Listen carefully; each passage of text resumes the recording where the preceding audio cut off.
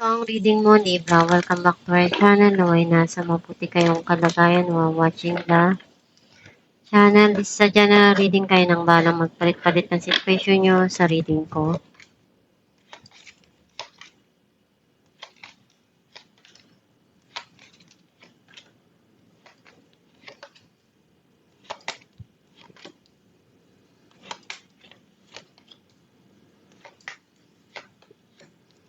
At the bottom of the deck, Judgment. I feel like ang nasisense ko na energy mo, nakita ko na meron ka ditong kailangan na gawin na desisyon at harapin.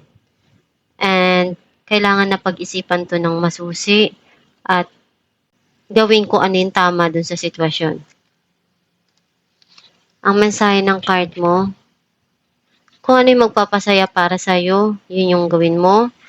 And you are guided do sa mga ginagawa mo. Andyan palagi ang spirit guide mo para tulungan ka.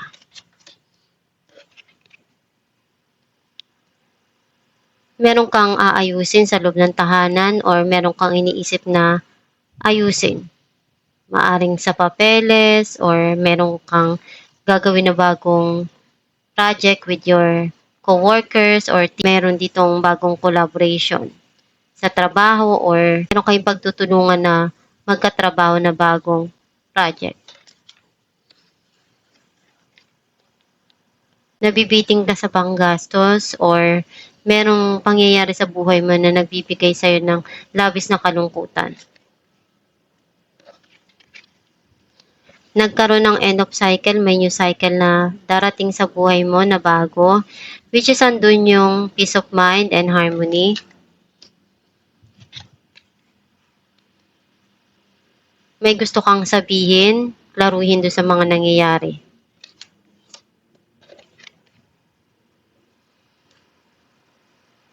Ginagawa mo kung ano yung kailangan doon sa sitwasyon, pupunuan mo kung ano yung pagkukulang.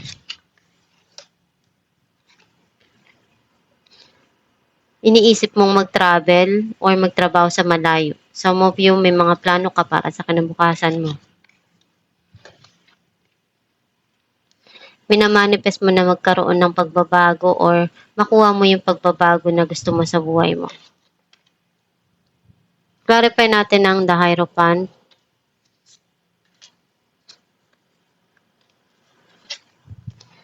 The High Priestess and Five of Pentacles. Ito pa rin yung magdidesisyon doon sa mga gusto mo. Kung ano yung sa tingin mo magiging masaya ka, yun yung gawin mo. Clarify natin ang Five of Pentacles. Four of Wands and Ace of Wands. May mga na-experience ka sa buhay mo na nabibitin ka sa panggastos at hindi mo na ibibigay kung ano yung pangailangan ng pamilya mo. Ngayon, meron kang bagong opportunity na ika-grab na makakatulong para sa iyo na matugunan yung mga pangangailangan ng mga mahal mo sa buhay. Clarify natin ang Queen of Swords. Queen of Wands and Four of Cups.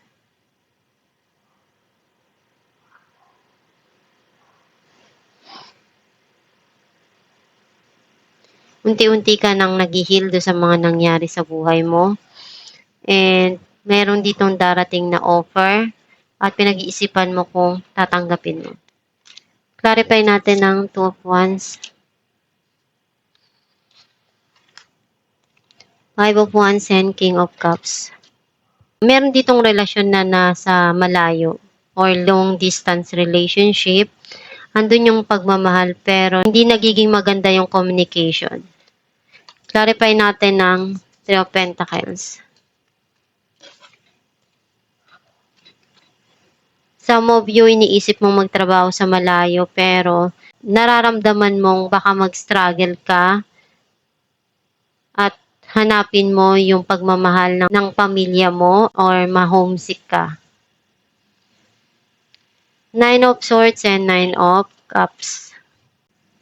Kung ano yung nagpapalungkot sa'yo at nagbibigay ng stress, makakaalis ka rin dyan. Maiaayos mo rin yung mga gusto mo at magiging okay din lahat. Kasi magtatagumpay ka na maalisan mo itong sitwasyon na to. Clarify natin ang Wheel of Fortune.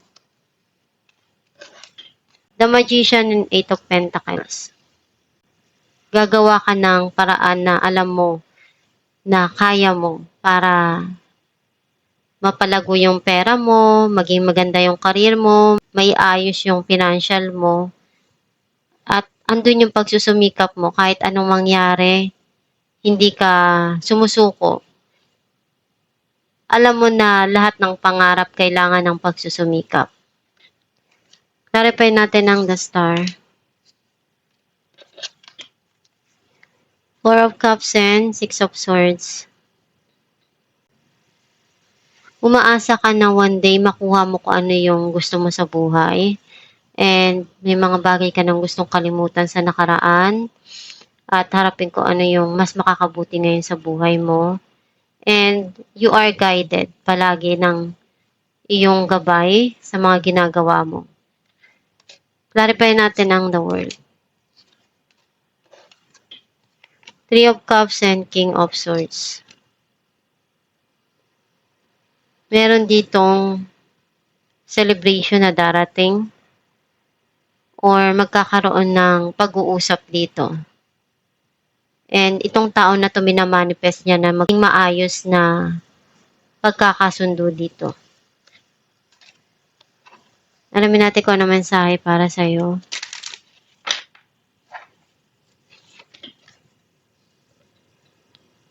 The more I attune my energy with appreciation, the more the universe will deliver. Kung ano yung ina-attract mo, yun din yung darating sa'yo. Basta, yung energy mo, wag mong sayangin sa kung anong bagay na hindi mahalaga. Ibigay mo yung energy mo sa mga bagay na alam mong kailangan na bigyan ng tamang atensyon, especially dun sa mga pangarap mo.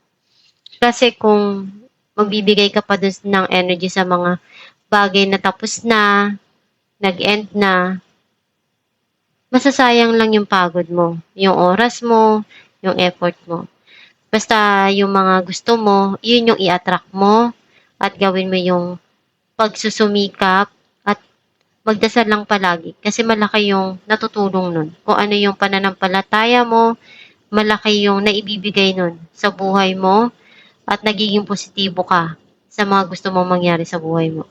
Lagi kang magpasalamat sa kung ano yung dumarating sa buhay mo, whether it is small or big na blessing. Ang mahalaga, merong dumarating at magpasalamat ka doon. Kung ano yung mga pinagdadaanan mo na pagsubok, hindi naman palagi na mangyayari yan sa buhay mo. Ang importante doon, nalalagpasan mo at natutugunan mo. Naibibigay mo yung tamang solusyon at tamang gawin doon sa mga nangyayari. And kung ano yung sa tingin mo, nahihirapan ka, ipagdasal mo sa Diyos na tulungan ka na malagpasan yun at ma-overcome yung mga pagsubok na yun. Sikapin mo lang palagi na magtagumpay at magtiyaga ka para makuha mo kung ano yung mga gusto mo sa buhay. Kung ano yung binibigay sa'yo ng Diyos Ama, malaking blessing yung para sa'yo. Basta pahalagahan mo lang palagi yung energy mo na huwag mong sayangin doon sa mga walang kwentang bagay. Ibigay mo doon sa alam mong ikauunlad at ikagaganda ng buhay mo. Kasi ikaw pa rin naman yung magbe-benefits ng mga bagay na pinaghirapan mo. Kaya huwag mong sayangin yung energy mo. Kasi kung ano yung binibigay mo, yun din yung ibabalik ni universe sa'yo. At itong yung reading Libra, kung nakaresonate ka, kindly comment down below.